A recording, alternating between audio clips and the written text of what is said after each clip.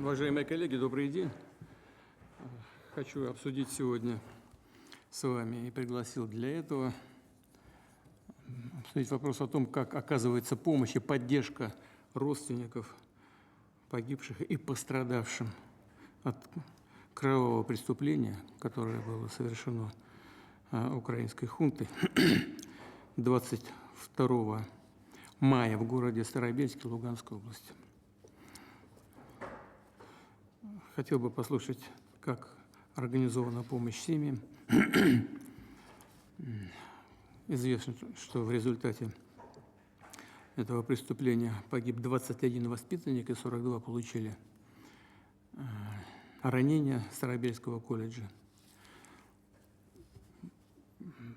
Прошу доложить, как осуществляются выплаты, компенсации, как идет лечение, реабилитация раненых. Знаю, что на месте и психологи работают. Вот хотел бы все это в комплексе с вами обсудить. А также послушать и губернатора, руководителя муниципального образования, что, может быть, нужно сделать дополнительно по линии правительства, других структур самой республики, чтобы людям помочь, поддержать людей. И прошу, как мы и делаем это в таких случаях или при стихийных бедствиях, с максимальным вниманием отнестись к каждому человеку, к каждой семье, столкнувшейся с этой трагедией. Еще раз хочу выразить самые искренние соболезнования семьям, которые понесли такую невосполнимую утрату, потеряли самое дорогое, что есть у каждой семьи, у каждого человека, потеряли своих детей и внуков. Повторяю, надо сделать все, чтобы людей поддержать. Знаю, что воспитанники Старобельского колледжа были переведены на дистанционный режим обучения. Все они должны завершить плановый учебный год, пройти аттестацию, а выпускники получить дипломы. Пригласил не случайно и генерального прокурора, и председателя Следственного комитета. Просил бы вас дать свои оценки произошедшему и доложить о том, как идет работа по выявлению этих преступников. Все они должны получить заслуженное наказание, и оно будет неотвратимым. Давайте начнем работу. Я бы попросил руководителя региона начать, пожалуйста. Был нанесен огневой удар со стороны ВСУ по территории Старобельского педагогического колледжа и Старобельского факультета филиала Луганского государственного педагогического университета. Для удара было использовано 16 беспилотных летательных аппаратов, которые достигли цели и разорвались на территории данного учебного заведения. На территории также располагалось управление образования Старобельского муниципального округа, учебные корпуса, подсобное помещение, ну и непосредственно само общежитие, в котором находились дети. Само общежитие из себя представляло пятиэтажное здание, первый, второй и третий этаж которого использовались, в общем-то, для таких административных, хозяйственных нужд, но там же также были и учебные классы, и лекционные помещения. А четвертый и пятый этаж представляло из себя помещение, где, в общем-то, проживали и находились дети. На момент удара в общежитии находилось 89 студентов, из которых 21 человек погиб, 45 получили повреждения различной степени тяжести и 23 человека за помощью на момент окончания специальной военной операции не обращались, потому что со временем, может быть, был шок, они ушли все живы-здоровы, но потихонечку они к нам подходят, вот еще там 4 человека обратились за помощью.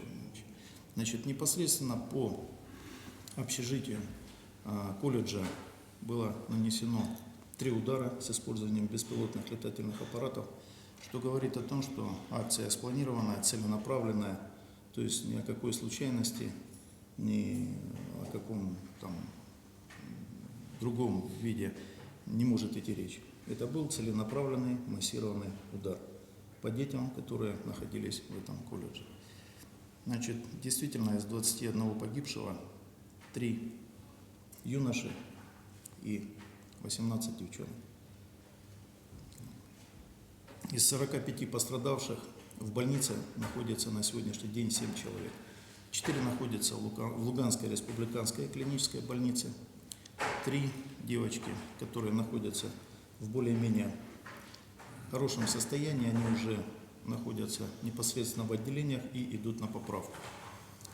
Один парень, Максим Копылов, 2007 года рождения, находится в крайне тяжелом состоянии. Долгое время находился под завалами, ампутирована нога, не раскрылись легкие. Транспортировать его, к большому сожалению, в Москву для того, чтобы получить более качественную, квалифицированную помощь, пока возможности нет, врачи этого делать не разрешают. Значит, одна девочка находится на лечении в муниципальной больнице, Беловодский, муниципальный округ Беловодский, значит, состояние более-менее стабильное. И 2 молодых людей, мальчик и девочка, отправлены в Московский центр травматологии и ортопедии имени Пирогова. Значит, в связи с трагическими событиями, которые произошли в Старобельске, мною в тот же день, 22 мая текущего года, был объявлен режим чрезвычайной ситуации регионального уровня. Значит, на месте происшествия 22 числа под руководством, в общем-то, руководителя муниципалитета и руководителя Министерства чрезвычайных ситуаций республики было организовано проведение спасательной операции. Значит, через полчаса к месту происшествия прибыли неравнодушные люди. Муниципалитет, он такой сельскохозяйственного назначения, поэтому прибыли сельхозпроизводители со своей строительной техникой оказывать помощь в разборе завалов. Также прибыла техника муниципальных органов, организаций, предприятий, которые осуществляют свою финансово-хозяйственную деятельность на территории Старобельского муниципального округа. Спасательная операция длилась 45 часов. За эти 45 часов 15 раз объявлялась беспилотная опасность. И из докладов руководителя муниципалитета демонстративно беспилотники украинской стороны летали над объектом, то ли пугая, то ли. В общем, угроза была реальная, поэтому вынужденно спасательные работы останавливали. На месте проведения спасательной операции был развернут пункт временного размещения для родителей, которые могли получить, в общем-то, медицинскую помощь, условно, выпить валерьянку, выпить чай, посидеть, прийти в чувство. На месте происшествия, еще раз повторюсь, работал руководитель муниципалитета, руководители регионального и федерального уровней Министерства чрезвычайных ситуаций и министр здравоохранения. Значит, в подобных ситуациях, когда гибнут люди, предусмотрены социальные выплаты, материальная помощь в размере 1,5 миллиона рублей семьям погибших и умерших. Также единовременное пособие гражданам, которые получили вред здоровью, тяжкий и средний вред – это 600 тысяч, и легкий вред – 300 тысяч. На сегодняшний день за выплатами по поводу погибших обратилось 4 семьи, то есть у нас имеется 4 заявления. По поводу возмещения, получения социальной выплаты в связи с получением вреда здоровью – 1 заявление. Значит, нами полностью проведена работа со всеми пострадавшими, разъяснены их права, что им необходимо сделать для того, чтобы получить выплаты. Также мы собираем информацию о том, кому, чем помочь. В большинстве своем это семьи, которые проживают на освобожденных территориях, это сельскохозяйственные районы. И в настоящий момент времени наши органы помогают пострадавшим собрать все необходимые документы для получения соответствующих социальных выплат. Понятно, что вернуть жизнь детей мы, Владимир Владимирович, не сможем, поэтому все, что можем, выплаты, все эти мероприятия и вся эта работа в ее проведении организована. Хорошо, спасибо. Владимир Ильич, вы добавите что-то? Уважаемый Владимир Иванович, уважаемый руководитель федеральных органов, в докладе Леонида Ивановича нечего, как я каждые 10 минут, 15 ему докладывал о ходе спасательной операции, проведения мероприятий. То есть, единственное, хочу добавить, что не только с нашего муниципалитета, даже с города Северодонецка приехали дорожная строительная техника, с Беловодска приехала. То есть, в связи с тем, что была большая угроза, мы их держали в укрытии и по мере необходимости проводили замену пилотов, потому как усталость была колоссальная, работали круглосуточно. Также организовано было для родителей горячее питание, предоставлен ночлег, то есть все мероприятия, которые только возможно было. На сегодняшний момент, конечно, наши социальные службы под руководством Леонида Ивановича проводят мероприятия и в Старобельском муниципальном округе, и всех пострадавших, то есть собирают всю информацию, кому чем помочь. Хочу отметить еще один момент. По команде Леонида Ивановича был создан штаб социальной помощи именно по формированию документов. То есть сейчас пострадавшим не нужно никуда ехать. То есть формируется бригада необходимых специалистов, и администрации того или иного муниципалитета предоставляют транспорт и выезжают на место именно к пострадавшему человеку, собираем все документы. То есть мы упростили эту процедуру. Поэтому тут хочу искренне поблагодарить всех, которые принимали участие в данной спасательной операции, то есть особенно сотрудников МЧС, регионального, федерального, то есть горноспасатели, которые профессионально и быстро выполняли свою работу, и несмотря на что колоссальный труд проведен, я искренне им благодарен за это.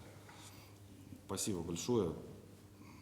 Я не знаю. Я знаю, что вы и региональные власти, Леонид Иванович, хотели бы там восстановить, да, колледж? Да, уважаемый Владимирович, мы разговаривали, был задан вопрос. Безусловно, звонили представители федеральных органов, Кравцов Сергей Сергеевич звонил несколько раз. Я знаю, что на сегодняшний день, в общем-то, как только оставшиеся в живых, в общем-то, и те, кто получили травмы, и те, кто, в общем-то, не получил травмы, они будут вывезены на лечение, то есть были предложены все виды социальной помощи, в том числе в плане оздоровления. Но и также мне Сергей Сергеевич задавал вопрос, а что мы думаем делать дальше с этим учебным заведением. Владимир Ильич, мы должны восстановить его, потому что я абсолютно с вами целиком согласен. Труд учителя – это самый сложный и, на мой взгляд, востребованный труд, который должен быть уважаем и почитаем. Потому что на поле брани, как вы говорите, воюют не солдаты, а воюют учителя и духовники. Это правильно, поэтому наша детвора должна получать хорошие знания, навыки, быть настоящими людьми и воспитывать таких же, как они сами. Если можно, кратенький пример. С одной девчонкой разговаривал, которая спаслась. Она рассказала, как под ней проваливался пол, как она упала в самый низ, как она снимала с себя, откапывалась, как она разбирала завал между упавшими плитами, как вышла на свет, звали, как сказали, куда идти. В общем, я что хочу сказать, что настолько смелый человек. Я ей сказал, говорю, слушайте, я думаю, вы будете жить очень долго и счастливо, и ваш пример, он должен быть примером для всех остальных. Вы настоящий человек, настоящий патриот. И таких же патриотов, я думаю, мы должны воспитывать в городе Старобельске в том числе. Поэтому, если мы восстановим, большое спасибо. Да, Татьяна Алексеевна, и по медицинской части, пожалуйста, и по образовательной. Да. Владимир Владимирович, уважаемые коллеги, с самого начала мы работали вместе с республикой. Там служба медицины катастроф всегда в таких случаях на месте и отрабатывает и госпитализацию, и эвакуацию при необходимости. Сейчас у нас, как уже сказал Леонид Иванович, в лечебных учреждениях находится 7 человек. Постоянно мы ведем телемедицинские консультации, в том числе тому мальчику, который находится в крайне тяжелом состоянии, но, к сожалению, госпитализировать в Москву его пока невозможно, поэтому посредством такого рода консультаций корректируем по необходимости и консультируем врачей из Луганской республиканской больницы. Кроме того, тем ребятам, которым нужна будет реабилитация, мы, естественно, такую реабилитацию организуем и направим их в наши федеральные реабилитационные центры. Также я А хотела вот сказать, мальчику, который в тяжелом состоянии, крайне тяжелый. да, туда-то можем как-то какую-то технику привести необходимую, специалистов дополнительно? Пока врачи не рекомендуют его транспортировать. Нет, Именно туда, больницу. на Там место. работают наши специалисты. Работают на месте. Что касается дальнейшего ведения пациентов, при необходимости тем, кому нужна будет еще дополнительная медицинская помощь, потому что Леонид Иванович уже сказал, что сначала было одно количество, потом люди обращаются. В целом, если говорить о том, как на сегодняшний день это выглядит, мы 37 человекам оказали амбулаторную помощь. Как я уже сказала, 7 человек находятся на лечении и 5 выписаны. Из того количества пострадавших, которые мы фиксировали на сегодняшний день, 70 человек, из которых 21, к сожалению, погибли. И это были молодые люди в возрасте от 18 до 22 лет. Сложно, очень тяжело об этом говорить, потому что это наши, в общем, ребятки, которые хотели стать педагогами и готовились стать педагогами. Конечно, это невосполнимая утрата для семей. Если говорить о том, как мы сейчас организовываем учебный процесс, должна сказать, что с 22 мая мы всех обучающих перевели на дистанционную форму с применением электронного обучения и дистанционных образовательных программ. Сам университет педагогический, на базе которого находится этот колледж, в плановом порядке проведет в дистанционном формате промежуточную итоговую государственную аттестацию. У нас не будет никаких проблем с точки зрения получения аттестатов. Эта вся работа будет проведена. И сейчас активно мы проводим работу по восстановлению утраченных документов и учебной документации, которая, к сожалению, тоже пострадала в результате этой атаки. Также, как уже Леонид Иванович сказал, я только уточню конкретнее, мы запланировали отправку пострадавших студентов на отдых и в Артек, и во всероссийские детские центры в количестве 100 человек. Первая смена у нас будет с 15 июня текущего года. Что касается постановки вопроса по восстановлению, мы соответствующее поручение дали. Сейчас ППК ведет работы по оценке в общем, того, какие работы нужно будет произвести и какие финансовые ресурсы на это нужно будет затратить для того, чтобы восстановить или воссоздать учебное заведение. И пока по предварительной информации первые оценки должны быть до 3 июня текущего года. Но если потребуется какое-то дополнительное время, с республикой вместе это отработаем. Что касается списков и оказания социальной помощи, не только коллеги здесь организовали работу, они молодцы, у них в этом смысле все в абсолютном порядке. Мы подключили со своей стороны Социальный фонд России, который тоже есть на территории, естественно, Луганской Народной Республики, для того, чтобы понять состояние семей, в которых эти дети воспитывались. Возможно, нужна будет какая-то еще дополнительная финансовая поддержка, которую нужно оперативно организовать, и мы эту работу, естественно, проведем. Хочу тоже выразить свои соболезнования семьям пострадавших и погибших. Это невосполнимая утрата, когда гибнут дети. Хорошо, спасибо. Пожалуйста.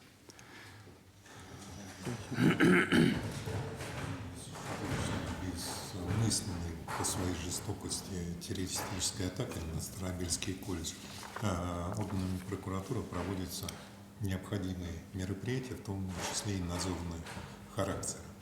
В ходе осмотра места преступления прокурорами координировалась деятельность правоохранительных органов и уполномоченных служб по сбору доказательств, проведение поисково-спасательных работ, оказание медицинской, психологической и иной помощи. В настоящее время с момента этой трагедии на постоянной основе осуществляется постоянное взаимодействие с оперативным штабом, оказание содействия в формировании комиссий экспертов для производства судебно-медицинских экспертиз пострадавших. На сегодня судебно-медицинские экспертизы в отношении погибших проведены. Осталось только те, кто находится на лечении. Организован надзор на расследование уголовного дела по данному факту совершения террористического акта. В рамках уголовного дела по нему проводят все необходимые для изобличения организаторов и исполнителей массового убийства людей следственные действия. Справочно могу сказать, что 27 мая текущего года в качестве обвиняемых по делу привлечены командир 114-й отдельной бригады беспилотных сил Украины Птица Мадьяра Клименко, командующий силами беспилотных систем ВСУ Бровди, начальник Главного управления разведки Министерства обороны Украины Иващенко. Здесь я хочу еще отметить, что командующий силами беспилотной авиации систем ВСУ Бровди уже осужден по уголовному делу и заочно приговорен в нашей стране к пожизненному лишению свободы и объявлен международный розыск.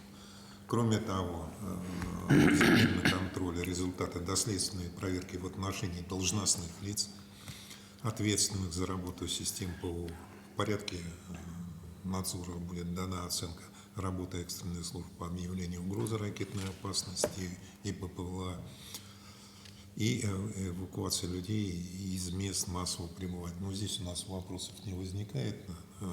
Органами исполнительной власти на достаточно высоком уровне была организована эта работа, о чем уже говорилось. Особое внимание сейчас, безусловно, направлено на оказание помощи пострадавшим и семьям погибших. Соответствующие мероприятия проводятся во взаимодействии с Минздравом, органами региональной власти, общественными организациями. Хорошо. Александр Иванович. Да. Да, уважаемый Иванович, я хотел бы начать свой доклад с указания на то, что с 2014 года, когда мы начали расследовать преступления киевского режима, было возбуждено Следственным комитетом 9954 уголовных дела, в рамках которых к уголовной ответственности привлечено 2412 человек.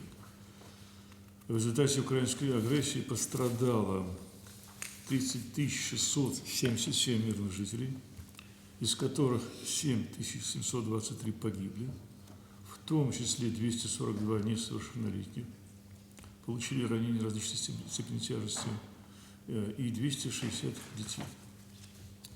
Общий размер причиненного ущерба за эти годы в результате уничтожения субъектов гражданской инфраструктуры составляет 560 миллионов рублей. Судами уже рассмотрено 882 уголовных дела, обвинительные приговоры вынесены в отношении 1151 человека, за совершение наиболее тяжких преступлений 82 подсудимых, им назначено пожизненное лишение свободы. В процессе расследования мы устанавливали типы БПЛА, наиболее часто использованные вооруженными силами Украины. Мы установили, что при нанесении ударов по территории России это БПЛА «Лютый», «Бобер», «Чеклун», «Чайка», «Спис», «Барс», «Фламинго». Это БПЛА украинского производства. В то же время мы задокументировали факты применения БПЛА модели «Лорд», Швейцария, «Стикер», Австралия, иных разведывательных БПЛА иностранного производства. На местах их падения и взрывов, где мы проводили следственные действия, изъяты комплектующие стран НАТО, США, Великобритании, Германии, Италии, Чехии, Турции и прибалтийских стран. Киевский режим постоянно совершает преступления против детей, атакует образовательные детские учреждения. С 2014 года вооруженные формирования Украины атаковали 2116 учреждений образования, среди которых детские сады, школы и колледжи. Так, в Запорожской области украинские военные 7 апреля 2026 года в период с 10 до 13 часов дважды атаковали здание Великознаменской школы номер 2 в селе Великая Знаменка с использованием 10 БПЛА. В этот момент в школе находилось 30 учеников, 18 педагогов, шли в учебные занятия. После прибытия на место оперативных служб и начала эвакуации боевиками были повторно нанесены прицельные удары, о чем уже было говорилось, по этому образовательному учреждению. В результате 6 учащихся школы получили ранения. Что касается вот этого события 22 мая 2026 года, удар был нанесен по учебным корпусам Старобельского факультета Луганского государственного университета, Старобельского профессионального колледжа и Старобельского педагогического колледжа, а также по зданию студенческого общежития указанных учебных заведений. Следственным комитетом по данным фактам 22.05.26 возбуждены уголовные дела. Следствием установлено, что в ночь на 22 мая 2026 года около 1 часа 30 минут военнослужащие ВСУ, используя снаряженные взрывными устройствами не менее 7 БПЛА, целенаправленно нанесли массированные точные удары по учебным корпусам и общежитию, достоверно зная, что эти объекты являются образовательными учреждениями, в которых обучаются и постоянно проживают студенты, в том числе несовершеннолетние. О преднамеренности действий украинских военных говорят использование установленных на БПЛА антенн Starlink для наведения на цель с помощью спутниковой связи. В момент атаки в пятиэтажном здании общежития находилось 85 студентов в возрасте от 15 до 22 лет. В результате взрывов и последующих возгораний произошло частичное обрушение межэтажных перекрытий в общежитии с 5-го по второй этаж. Всего пострадало 70 молодых людей, из них 21 человек погиб, ранения различной степени тяжести получило 49 студентов, в том числе 19 несовершеннолетних. Частичному разрушению также подверглись учебные корпуса. В настоящее время в медицинских учреждениях на лечении находится 9 пострадавших. На месте происшествия обнаружено и изъято 7 двигателей БПЛА, фрагменты летательных аппаратов, осколки боеприпасов и поражающие элементы, а также фрагменты антенны Starlink. Установлено, что обнаруженные фрагменты БПЛА украинского производства используются для изготовления таких типов аппаратов, как Firepoint-1, Firepoint-2 и Журавец, способных нести боевую часть массой до 120 кг каждый. Для определения типа и мощности взрывных устройств и взрывчатых веществ в Центре специальной техники ФСБ России проводится взрывотехническая экспертиза. Как уже сказал генеральный прокурор, в взаимодействии с Минобороны и МВД России установлено, что запуск БПЛА осуществлен с территории Харьковской области военнослужащими 414-й отдельной бригады ВСУ «Птица Мадьяра» под командованием Клименко. Данная бригада входит в состав сил беспилотных систем ВСУ под командованием Бровди. Наведение осуществлялось Главным управлением разведки Минобороны Украины, которое возглавляется Иващенко. В отношении Клименко, Бровди и Иващенко вынесены постановления о привлечении в качестве обвиняемых. Они объявлены в международный розыск и заочно арестованы. Работа по сбору доказательств преступлений киевского режима продолжается. Я хотел бы доложить о последнем происшествии такого же рода. 31 мая 2026 года военнослужащим ВСУ произведена атака с применением БПЛА самолетного типа с поражающими элементами на жилой квартал в городе Геническе Херсонской области. В результате падения БПЛА и последующего взрыва повреждены фасады 4 многоквартирных домов на улице Братьев Коваленко города Геническа. В результате атаки погиб находящийся в одной из квартир 6-летний ребенок. Получили ранения 11 мирных жителей, получили механические повреждения 6 автомобилей. Следственным комитетом по данному факту 1 июня 2026 года возбуждено уголовное дело. Хорошо. Ну что ж, похоже, что сознательно, именно сознательно совершая тяжелейшие преступления против детей, подростков в педагогическом колледже Старобельске, вот сейчас в Геничинске, киевская верхушка решила открыть новую страницу в череде своих преступлений, придать новое качество конфликту в целом. Ну что ж, это их выбор. Ладно, мы еще сейчас поговорим в закрытом режиме. Спасибо.